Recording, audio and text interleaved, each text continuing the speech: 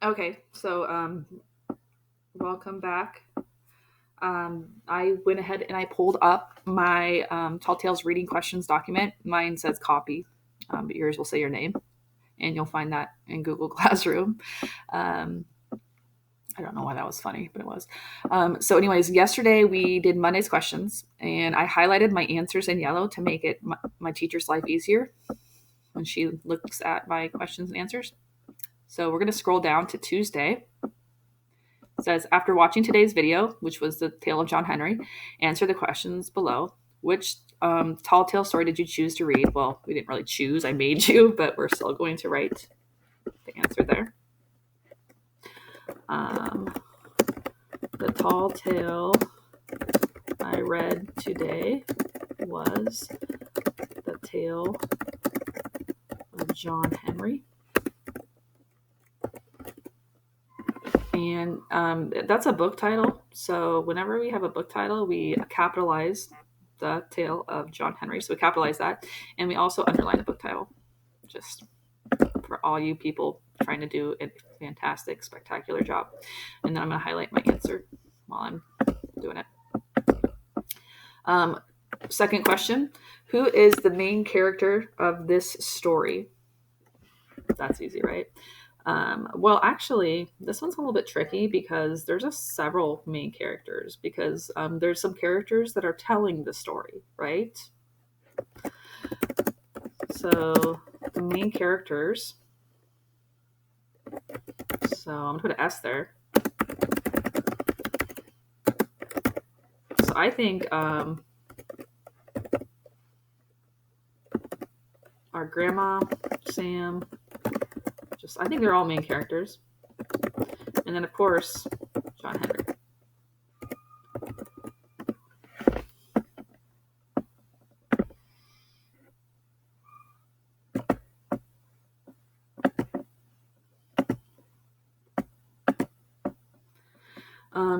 Provide an example of why the main character would be considered a larger-than-life hero. So in this case, we're going to be thinking about the main character, John Henry, because he's the hero in the story, right? Notice when I hit enter there, that 4 pops up. I just backspace, get rid of it. Just FYI, that happens to you. John Henry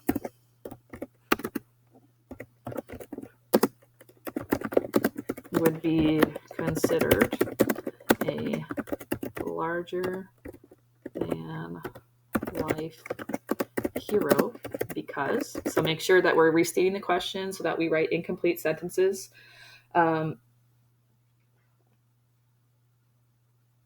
And remember, larger than life means like, how is he able to do these amazing things, right? So that's kind of what I'm thinking about. He was able to wield an extremely heavy hammer and pound huge steel rods into mountains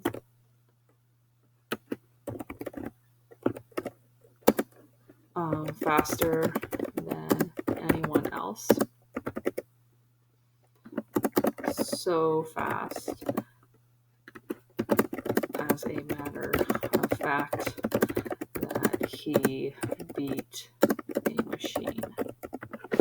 And then I'm going to spell check that. I before E, Miss Hanko. So just give, talk about what did he do that was so amazing. And that's kind of one of the things, right? It says provide an example. It doesn't say provide all examples, right? So there could be more than one thing. I just need to say one. Write a sentence from your story that includes a homograph. Explain the meaning of the word in the context of your sentence. Then explain an alternate meaning for the word. I did not look for homographs today, so I'm going to have to go back to the story and explore. I'm going to skip that one for now. Someone's printing on my printer. Explain one example of cause and effect from your story. Okay. So I can do that by thinking about the events of the story. Like, let's think of John Henry died, right? That's a pretty big event. Okay. What caused John Henry to die? Sorry, my printer is going off.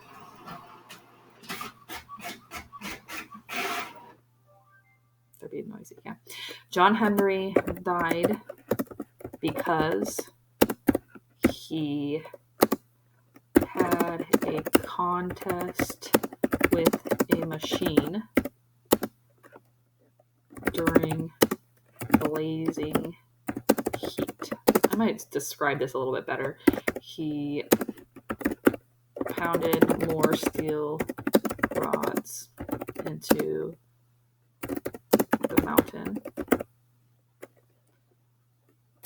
but the exhausting work was too much for his body. So, cause and effect. The cause was this contest, the heat, and the effect was, even though he won, he died at the end of the contest. Poor John Henry. And that's it. We got those 5 questions, okay? So I need to go look for a homograph. So I'm going to go back to the story here. Homographs are words that have more than one meaning. So let's see. I'm just going to kind of skim, see if I can find a word that has more than one meaning.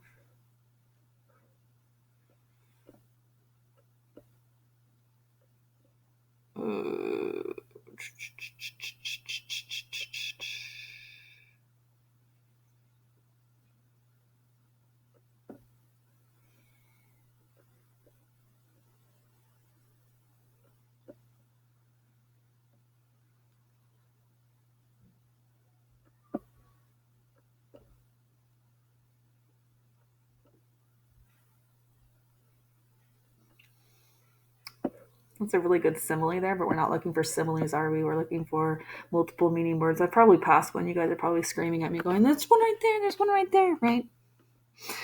But what are you going to do? Oh, here's one. Rose.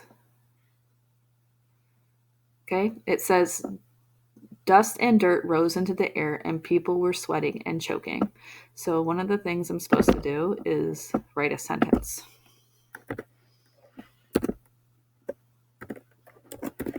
Dust.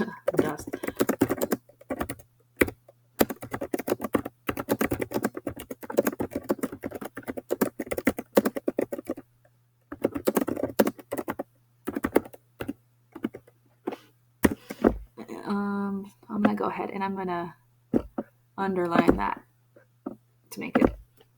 So write a sentence from the story and then explain the meaning of the word in the context of the sentence. Okay?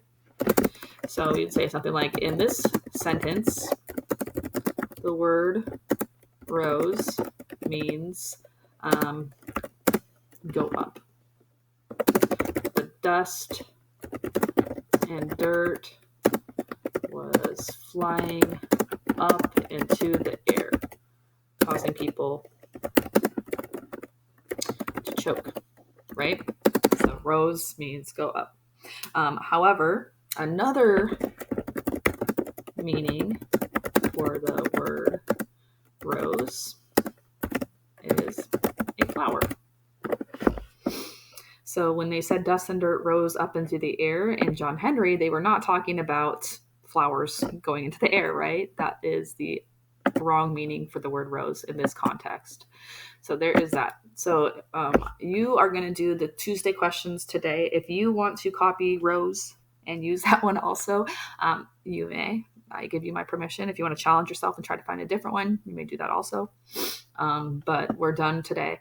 What I want to point out before I close this out is on Wednesday and Thursday, you have the exact same questions. So my recommendation while you're reading, so that you don't have to go back and search for a homograph, try to pay attention and go ahead and look for those homographs while you're reading, if you can. Otherwise, you're going to have to go back and look, which isn't the end of the world, but you know. Okay, so I hope you guys enjoyed John Henry, and go ahead and get those questions done, and peace out.